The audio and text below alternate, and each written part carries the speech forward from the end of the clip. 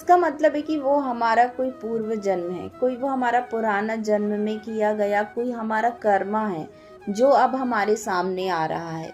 क्योंकि हो सकता है हमने जिसके साथ कभी किसी टाइम पे गलत किया हो, वो किसी रूप में अब आया है हमारी को उस चीज का बदला लेने के लिए।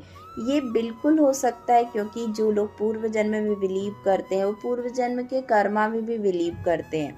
तो इसका मतलब है कि कोई आप ही का कर्म है वो आपके सामने आ गया। आप इस चीज को इस तरह से लीजिए कि कुछ भी गलत नहीं होने के बाद भी अगर पर्सन के साथ गलत होता है तो फिर वो उसको कहाँ से कनेक्ट करे, वो कहाँ से समझे कि ये चीज मेरे साथ क्यों हो रही है, ये चीज उसके साथ क्यों हो रही है। इन चीजों को आप कई बार देखिए, ओशो थे या फिर ओशो रजनीश या फिर कोई भी बड़ा महात्मा संत रहा हो, उसने कई बार लोगों को अपने पुराने जन्म में ले जाने की कोशिश की है। उसने दिखाने की कोशिश की है कि आप क्या थे।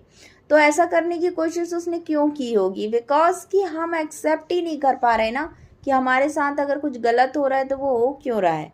उसका एक्सेप्टेंस ही हमारे दिल में नहीं है, क्योंकि हम उसको अभी की रिसेंट सिचुएशन से ही सॉल्व करने की कोशिश कर रहे हैं। हम देख ही नहीं रहे हैं कि कोई रिसेंट सिचुएशन के पीछे की भी कोई सिचुएशन हो सकती है। तो हाँ, हो सकता है कि पीछे की कोई ऐसी सिचुएशन हो, कोई ऐसा आपका इक्वेशन हो जो आपका वहाँ से बन के आया है और उसने यहाँ पर आपको रिजल्ट दिए हैं।